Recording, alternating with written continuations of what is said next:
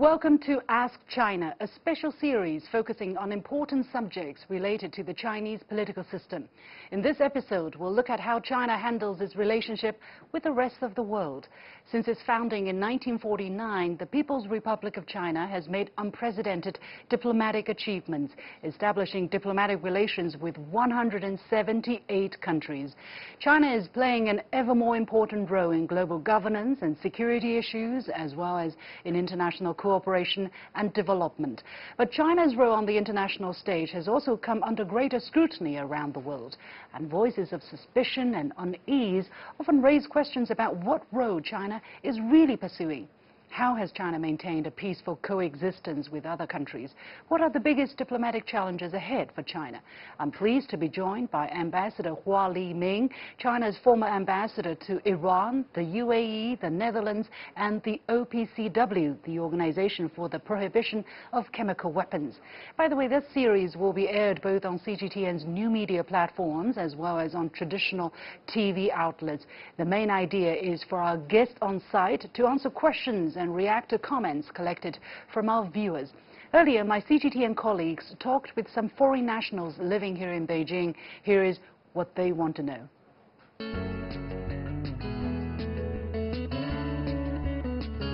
Fantastic people, very welcoming and really open to Western society. I know China is a country which Kenya loves so much. China is a country which gives us services in terms of building roads here in Kenya. It's very up and coming economically. It's kind of like a big player now, and yeah, it's a beautiful place. If you look at the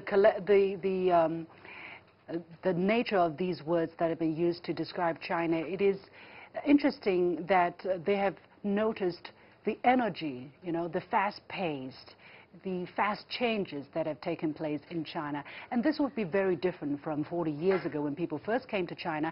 How come this change, this vitality and this openness has been realized in the Chinese society? Yes, I personally experienced that period of life.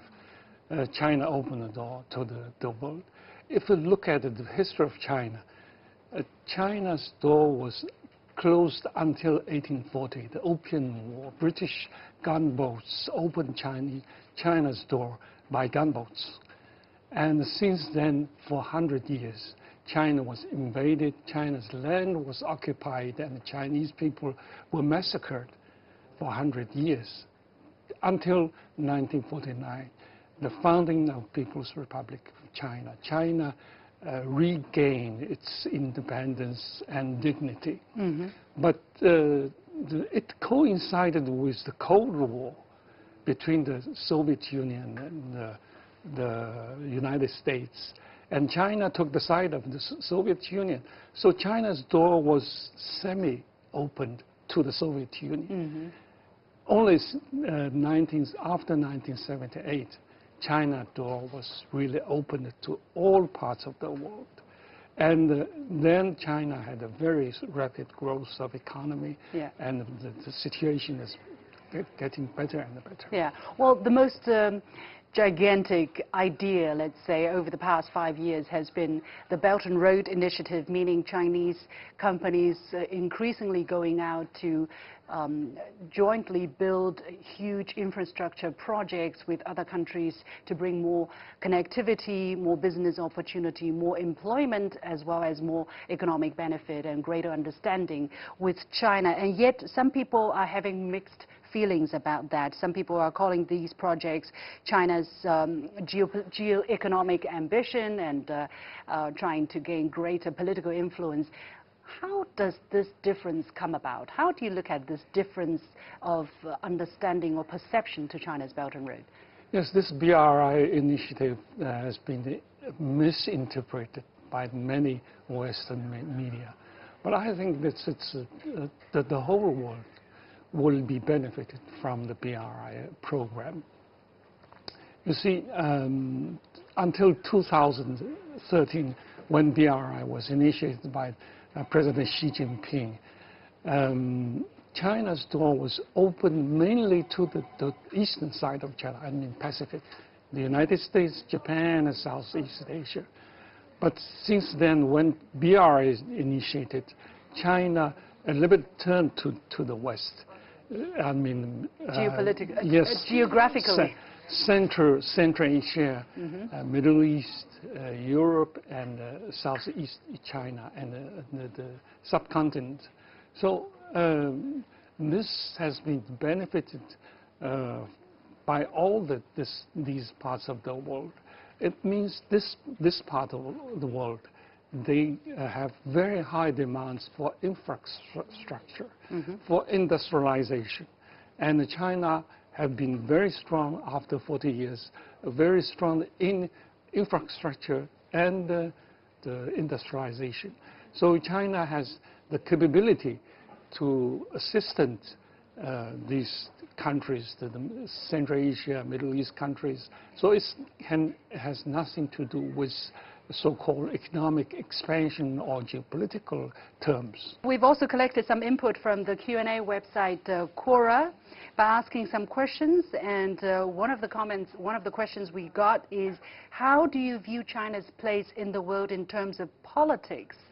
A Quora user named Hamilton Lowe said China is a rising economic and military power. How it wields this power will determine whether China is respected or feared.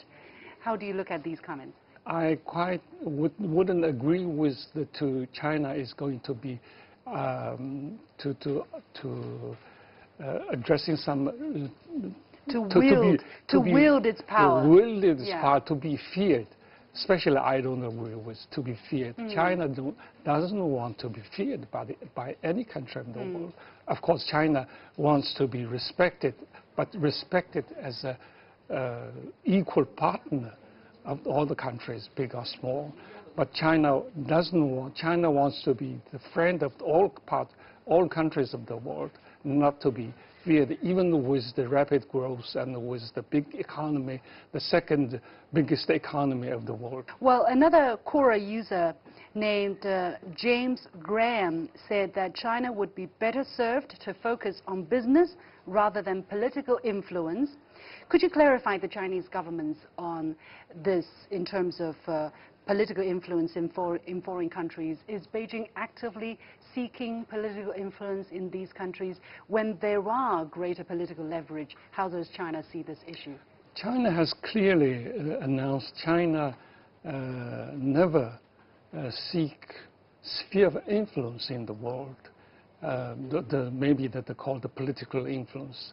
Yes, we are doing our business, and we try to have the best business with all parts of the world, but we are not seeking a sphere of influence. We are not to replace some big powers in the world, because we have very difficult idea about the world governance and the world global issues.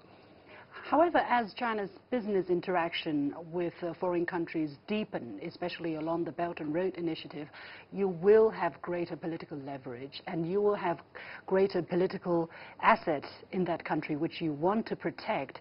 Is China aware of the situation? How does China want to assuage the kind of fear about China's growing political influence? I would answer this question with one word, that China belongs to the world, and the world needs China. Means China is part of the world, and China can be prosperous, and China can be a developed country only with the sharing benefits with all parts of the world. And other than political influence, China would be much more interested to share benefits with all parts of the, including the United States, the biggest economy in the world. Okay. There are some more street interviews. Let's take a look.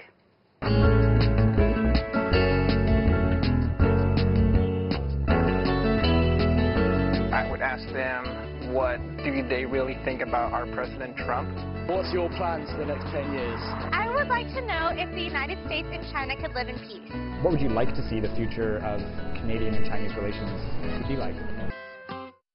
Concerning the question of how do Chinese people or how do Chinese diplomats look at U.S. President Donald Trump, I guess that's a very difficult question for people around the world. Personally, how do you see him? How does the Chinese Ministry of Foreign Affairs see him? I think, first of all, Donald Trump is the choice of Americans. American people, they voted for that person to be the president. So in China, we respect the choice of American people. Of course, the reasons to be elected is very complicated. I wouldn't take time to say that. But for China, he's the person has very good personal relations with our President Xi Jinping. And, at least he says so. Yes, 4 or 5 summit meetings, and quite successful, quite friendly. And the second thing that he's the first American president who met the DPRK leader. So we have the hope that the Korea Peninsula could be solved, the problem could be solved peacefully. So I think this is the very positive things that of course, during his administration, we saw the trade war between China and the United States, which we are not happy with that. And China has been listed into the revisionist countries. Strategic rivals. Strategic rival. This we disagree. It's estimated that in the beginning of the 2030s, China might be the world's biggest economy, surpassing the United States. What would China want to achieve then? I mean, now that then China will be, if no surprise, the world's biggest economy. We will still behave as we are today, as we have been, trying to win other people's respect, trying to win equality, trying to treat everybody equally? First of all, economically speaking, I'm quite sure that by 2030, China will be biggest economy, but in terms of GDP only. For other economic terms, China still have a lot of things to do to surpass the United States or other Western countries, and including countries like Japan. So China still I think we need to be modest in the world and to cooperate with other parts. And China still to be treated as an equal partner of the world. And China wants to be equal partner all countries of the world. Now, concerning the future of China-Canada relations, right, it has been a very bumpy road up to now, since the arrest of the chief financial officer of the Chinese company Huawei. What do you think will be the factors deciding the future of bilateral ties? I think, well, this is a very small thing, and we can surpass all these difficulties. And I'm looking forward to a very good relationship with Canada, because we have don't have any structural problem and contradiction with Canada. Thank you very much, Ambassador Hua Liming. And with that, we come to the end of this edition of Ask China. For more discussion, we have a question for our online viewers. Some say weak nations have no diplomacy. Do you agree? Feel free to go to CGTN's Facebook, Twitter, and other social media platforms to leave your comments. Thanks for watching this edition of Ask China.